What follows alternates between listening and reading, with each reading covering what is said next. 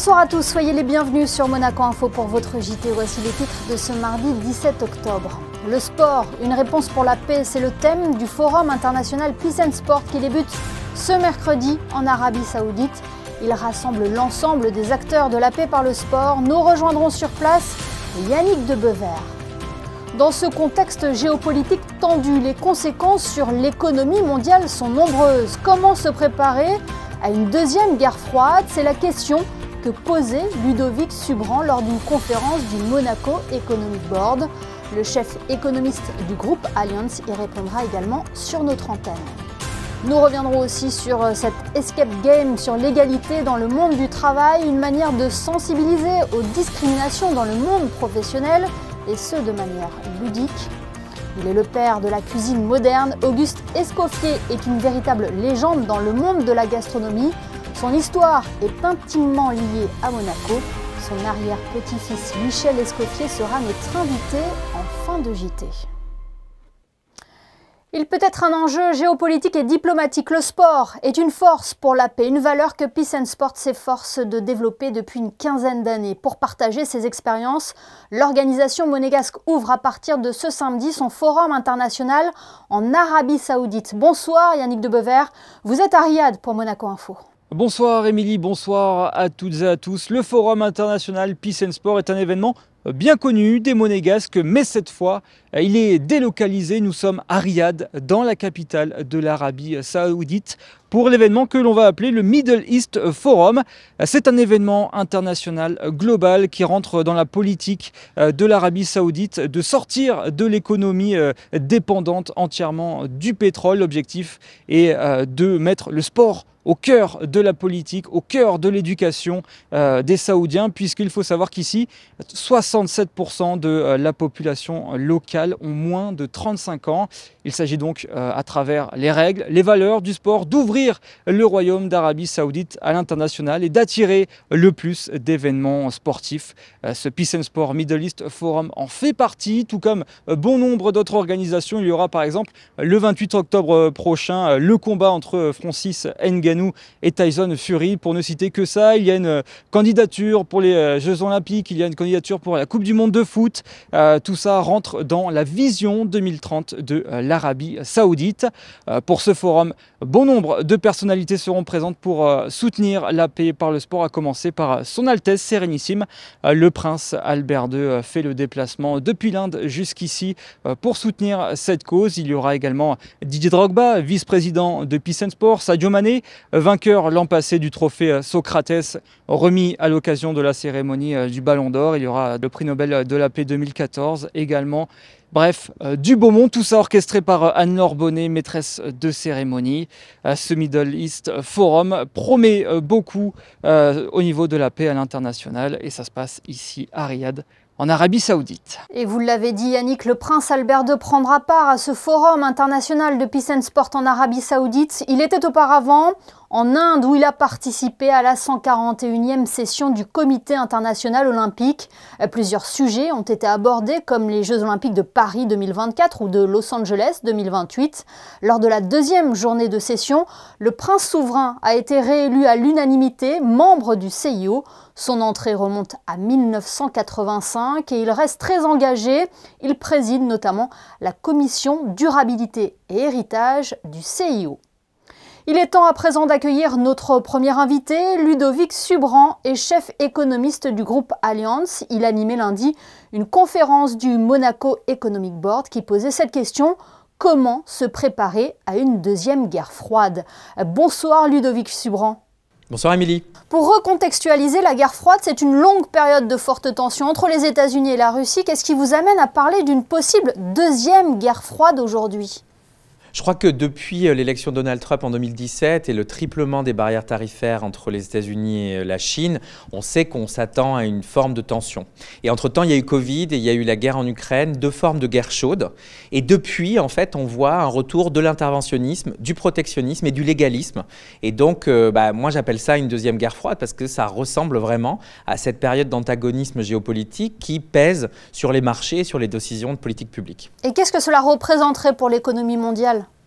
Ça représente certainement un peu moins de croissance, un peu plus d'inflation, un peu plus de vigilance aussi pour les entreprises globales pour fonctionner dans un monde où il y a un circuit chaud et un circuit froid en fait, où il faut déconsolider, dérisquer, découpler entre sa chaîne de valeur ou sa chaîne d'approvisionnement, voire sa chaîne financière américaine et sa chaîne plutôt chinoise, voire asiatique, parce qu'en fait derrière il y a les allégeances que chacune de ces superpuissances appelle. On connaît les pays qui déjà ont énormément d'intérêt à travailler davantage avec la Chine qu'avec les États-Unis. Et donc, c'est repenser sa gestion du risque politique et du risque réglementaire dans la croissance de son entreprise. Oui, parce qu'elle pourrait être beaucoup plus coûteuse, c'est ça ? Je crois qu'en fait, elle est coûteuse dans le sens où l'État pense qu'il peut mieux faire que le secteur privé. D'ailleurs, cette guerre froide, elle n'est pas contre les États-Unis et la Chine, elle est aussi contre le climat, contre le changement climatique. Interventionnisme, mesures qui ne ressemblent pas à des mesures de marché. Donc, pour moi, ce qui m'inquiète surtout, c'est le fait que l'État est hyper présent dans ses décisions.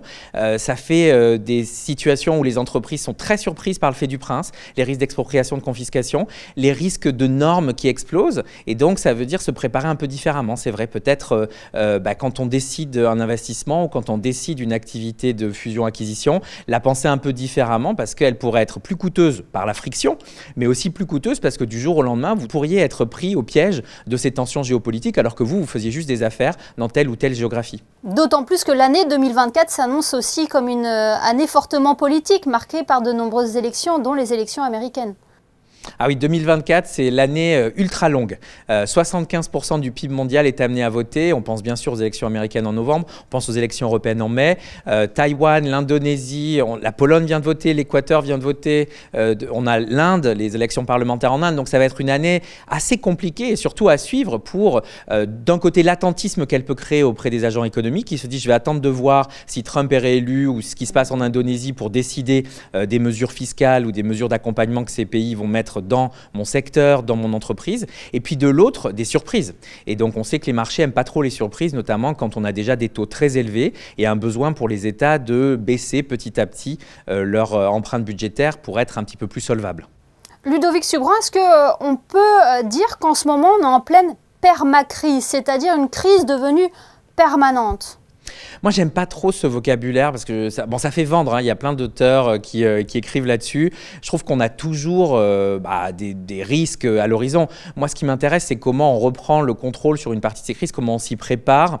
Moi, je pense pas que c'est une permacrise, mais c'est vrai que les nouvelles sont plutôt assez mauvaises et tirent un peu sur la corde, sur la résilience des acteurs économiques. La vraie question, c'est plutôt comment on s'y prépare, comment on réduit le risque, comment on réduit un risque importé parfois en diversifiant ou en tentant d'autres points de croissance. Donc, j'aime pas trop le vocabulaire de permacrise, mais ce qui est sûr, c'est que l'intensité et la fréquence des chocs semblent toutes les deux en augmentation. On le voit notamment face au changement climatique qui dérègle pas mal de chaînes de valeur, le canal du Panama qui a été bloqué, etc. Cette question, vous l'avez posée, comment on s'y prépare alors ? Je crois qu'il faut vraiment déjà bien se connaître, donc bien scanner ses risques, que ce soit ses risques d'investissement quand on est une famille, que ce soit ses risques d'approvisionnement quand on est une entreprise, ses risques de financement quand on est un État. Et ensuite, on décide en fait la tolérance qu'on a au risque et on décide ou pas d'avoir des mécanismes alternatifs pour baisser cette exposition, mettre en place des mesures alternatives pour baisser l'encours ou le risque qu'on a pris et pouvoir le diversifier pour éviter quand les choses passent dans une situation un peu plus critique d'être un petit peu avec tous ses œufs dans le même panier. Se réinventer, c'est aussi une solution ?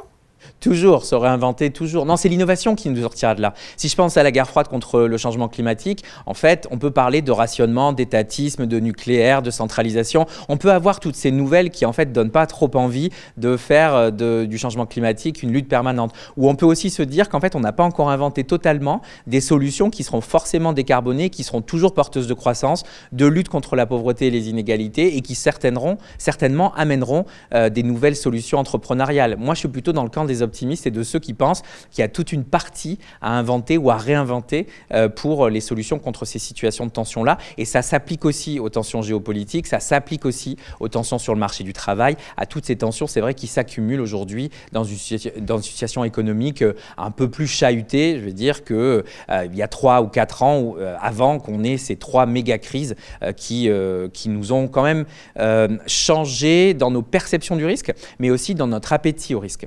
Eh bien, merci beaucoup Ludovic Subran d'avoir répondu à nos questions et de nous avoir éclairés dans ce domaine. Merci Émile Rousseau.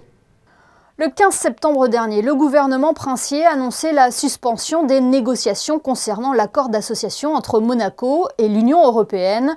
Ce mardi matin, le Conseil national organisait une conférence de presse pour présenter les conclusions d'une étude menée sur les conséquences juridiques et économiques d'un éventuel accord avec l'UE.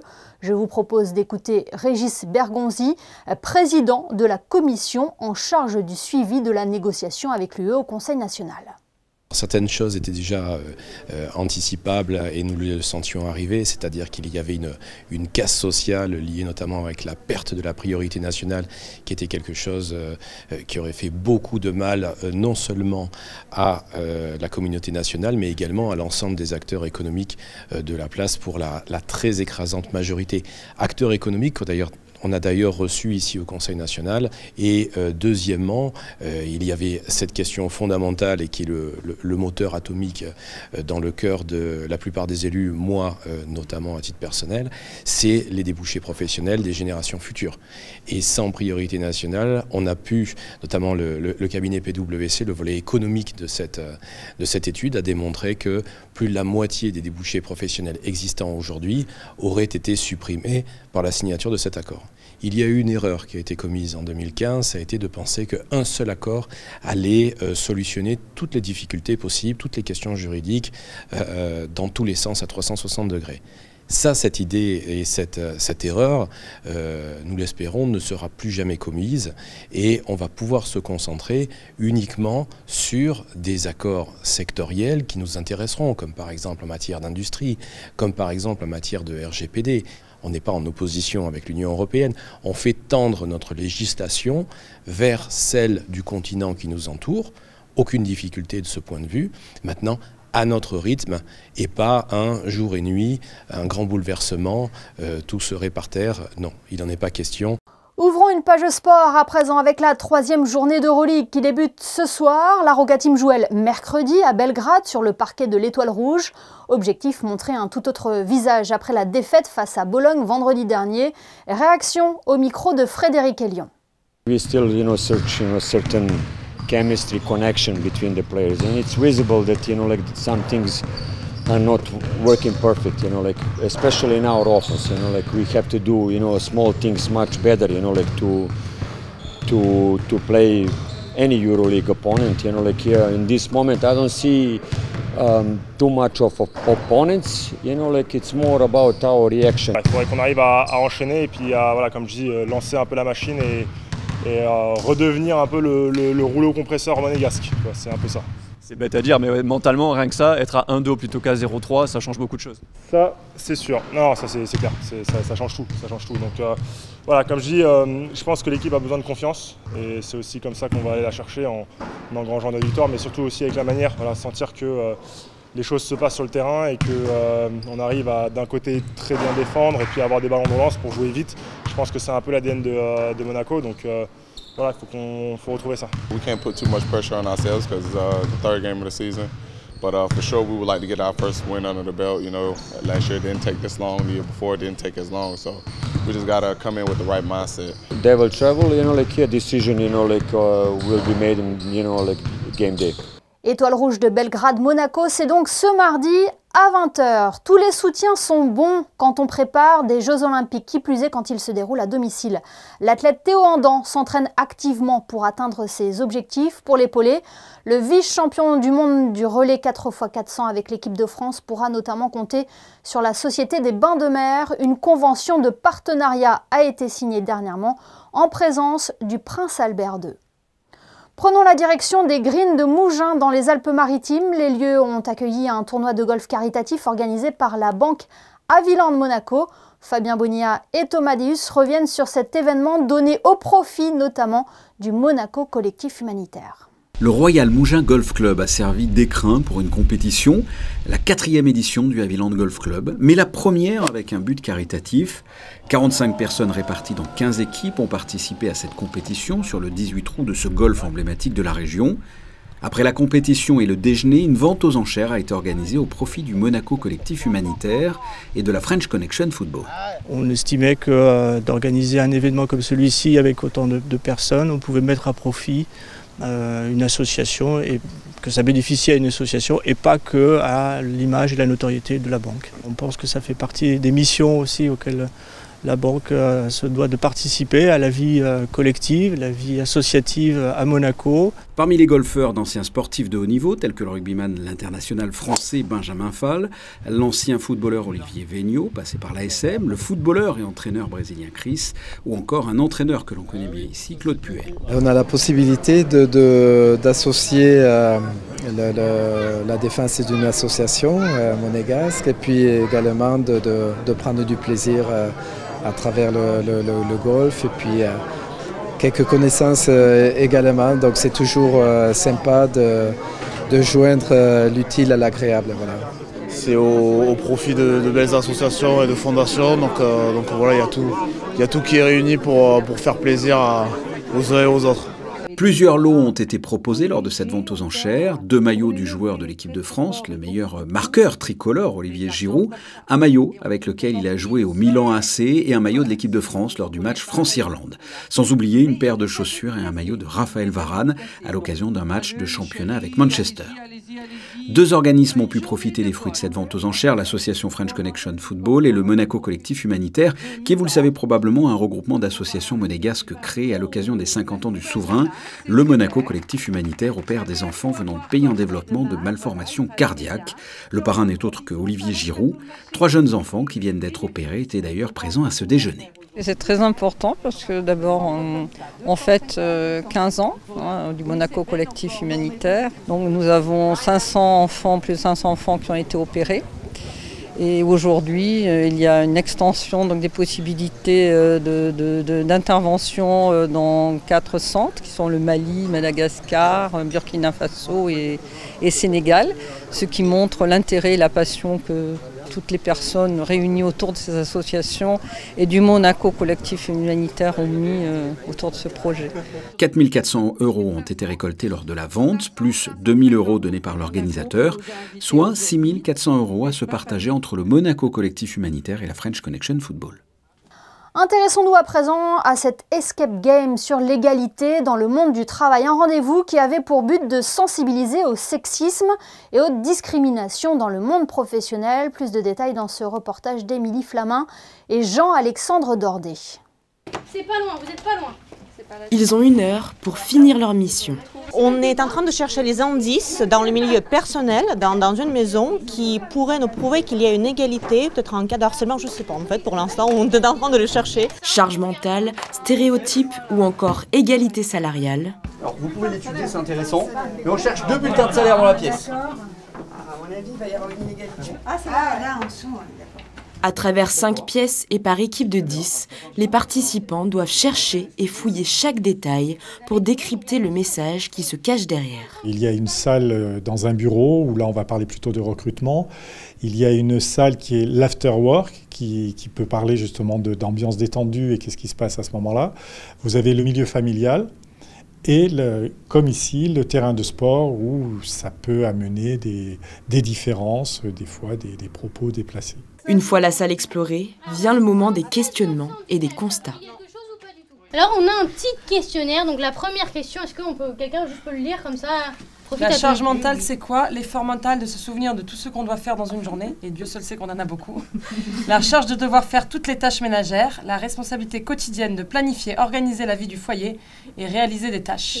C'est très intéressant parce que ça relève donc des problèmes de société très importants, donc de l'égalité entre l'homme et la femme au travail, de l'égalité de l'homme et de la femme dans la vie personnelle, et donc ça nous amène à réfléchir, à soulever des problématiques telles que la charge mentale, le plafond de verre que nous connaissons bien, et de pouvoir échanger au travers de cela. En tout, ce sont 190 personnes qui vont participer à cet escape game sur 2 jours, un moyen ludique de lutter contre le sexisme du quotidien.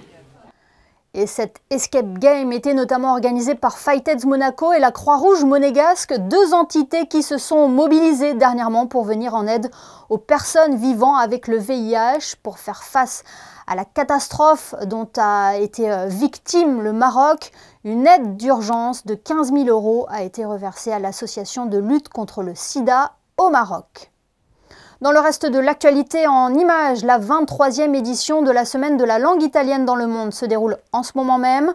À cette occasion, une table ronde a été organisée lundi soir à l'Auditorium Régnier 3. Elle portait sur la candidature de Rome pour l'exposition universelle 2030, une candidature axée sur le thème « Personnes et territoires ». Régénération, inclusion et innovation. Les célébrations du centenaire de la naissance d'Italo Calvino, considéré comme un auteur visionnaire de la pensée écologique, ont également été abordées lors de ce moment d'échange. Cette information à prendre en compte, le gouvernement princier et la préfecture des Alpes-Maritimes font savoir qu'un exercice de sécurité civile est programmé cette nuit. Il aura lieu dans le tunnel ferroviaire transfrontalier entre Cap d'Aille et Monaco entre 22h30 et 4 heures. Cet exercice a pour but de tester le plan de secours en vigueur depuis 2013 en termes de coordination de l'ensemble des services impliqués dans l'organisation et d'évaluer leur capacité opérationnelle. Si vous observez des mouvements inhabituels tels que des regroupements de secours ou de forces de l'ordre autour de ce secteur, il vous est demandé de ne pas gêner le bon déroulement de cet exercice. Il est le père de la cuisine moderne. Auguste Escoffier est une véritable légende dans le monde de la gastronomie. Près de 90 ans après sa disparition, il inspire encore les plus grands chefs. La principauté aura joué un rôle prépondérant dans la carrière d'Auguste Escoffier. Cet aspect était au cœur d'une conférence donnée par l'Association nationale des membres de l'Ordre national du mérite et la section monégasque de l'Union pour la presse francophone. Le rendez-vous avait notamment pour intervenant l'arrière-petit-fils d'Auguste Escoffier. Il nous fait le plaisir d'être avec nous ce soir. Bonsoir Michel Escoffier. Bonsoir Émilie. On peut le dire, la vie d'Auguste Escoffier est étroitement liée à Monaco puisque c'est ici qu'il fera des rencontres déterminantes pour la suite de sa carrière. Absolument. En fait, après des débuts très jeunes à Nice chez son oncle au restaurant français, après quoi il retourne sur Paris où il prend à ce moment-là la direction du restaurant Le Petit Moulin Rouge. Et puis, à un moment donné, César Ritz le contacte parce que César Ritz, qui était le directeur du Grand Hôtel à Monaco, perdait son chef de cuisine qui partait à la concurrence, c'est-à-dire le voisin, l'Hôtel de Paris. Et en partant, le chef lui dit, vous savez, si vous pouvez, j'ai travaillé à Paris avec un jeune chef, Auguste Escoffier, si vous pouviez l'avoir, vous ne perdrez pas au change. Et je pense que ça a été une grande inspiration parce que la rencontre de ces deux hommes a été l'événement le plus heureux de leur vie, à la fois professionnelle et personnelle, puisqu'ils se sont tout de suite compris et ensuite dans la profession parfaitement complété entre l'hôtellerie et puis les cuisines et le restaurant. Et cette rencontre a eu lieu en 1884 à Monaco. On lui doit de nombreux plats, mais la transmission était primordiale aussi à ses yeux. Il a formé de nombreux chefs. Oui, alors il est dans ses souvenirs inédits, d'ailleurs, il rappelle avec fierté qu'il a lui-même formé plus de 2000 chefs qui, à leur tour, sont allés de par le monde faire la promotion de la cuisine française et des produits français.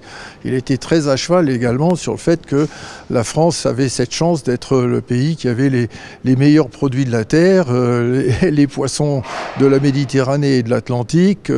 Et donc, déjà, ça a aidé au fait que les Français avaient cette suprématie qui leur était reconnue mondialement et qui l'est d'ailleurs encore aujourd'hui en matière de raffinement dans la cuisine, et donc cette fameuse gastronomie. Ça vous étonne encore que son nom reste mondialement connu, votre nom, le même que vous partagez ? Je voyageais dans des pays lointains comme la Thaïlande, le Mexique, l'Afrique du Sud, l'Australie, et en descendant dans les hôtels de cette catégorie 5 étoiles, vous avez souvent un mot du directeur qui vous souhaite la bienvenue, vous avez une petite corbeille de fruits ou une bouteille de vin, et en plus il y avait dans la bienvenue un petit mot demandant si j'étais de la famille du chef Auguste Escoffier. Et quand j'appelais le secrétariat pour leur demander de dire à leur patron que j'étais bien l'arrière-petit-fils mais que j'étais pas cuisinier, je recevais un deuxième appel en me demandant si j'étais disponible pour un verre de champagne au bar avec le directeur qui voulait me rencontrer. Naturellement, je descendais tout de suite et le chef arrive et quand il entend que je suis l'arrière-petit-fils d'Auguste Escoffier, il me prend presque dans ses bras, il est ému et pour lui c'est le fait de voir quelqu'un, un descendant d'Escoffier physiquement vivant devant lui, c'était déjà extraordinaire. Et voilà comment je me suis rapproché de la fondation dont je suis, comme je l'ai dit, aujourd'hui le président, qui gère le musée de l'art culinaire dans la maison natale de mon arrière-grand-père, dans le village de Villeneuve-Loubet. C'était un chef aussi qui avait le cœur sur la main, l'un des premiers à organiser des dîners caritatifs. Exactement, bien que servant les riches et les puissants, il a toujours été très soucieux de la misère dans le monde et de comment l'éradiquer. Donc il ne se contente pas de dire qu'il faudrait ceci ou cela, il donne des solutions. Et en particulier, donc dans cet opuscule en 1910, il explique que finalement on devrait mettre en place un système qui aujourd'hui c'est la sécurité sociale, qui n'existait pas à l'époque. Et il ajoute, je rappelle, 1910, donc 4 ans avant la Première Guerre mondiale, il rajoute qu'il faudrait d'ailleurs, pour financer le tout, que les nations d'Europe s'unissent, ce qu'elles feront fatalement un jour, car si nous ne le faisons pas, nous finirons par avoir la plus abominable et absurde des guerres. Et 4 ans plus tard, la guerre éclatait, et son deuxième fils, malheureusement, était tué dans les premières semaines de la guerre. C'est important pour vous de perpétuer, d'entretenir le souvenir et l'œuvre d'Auguste Escoffier? Oui, naturellement, c'est important. Cette association Disciples Escoffier International est maintenant représentée dans 35 pays dans le monde entier, 45 délégations, parce qu'il y en a plusieurs en France, et représente un peu plus de 10 000 membres dans le monde, sur les 5 continents. Ça ne se fait pas quand même par hasard, ça montre bien que Auguste a été, peut-être ce que je dis souvent à des élèves, il a été à la charnière, c'est lui qui a fait passer la cuisine du Moyen-Âge au temps moderne.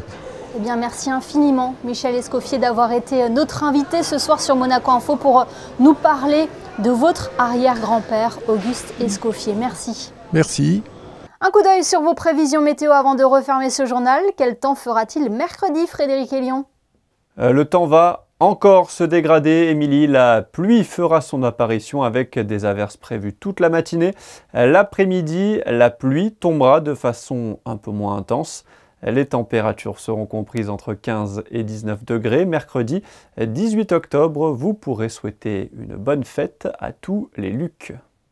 Merci Frédéric et merci à vous de nous avoir suivis. On se quitte en mettant à l'honneur la fête de la science alors que de nombreux événements traitent de ce domaine cette semaine en principauté. Nous y reviendrons d'ailleurs demain dans notre JT. Passez une excellente soirée sur Monaco Info.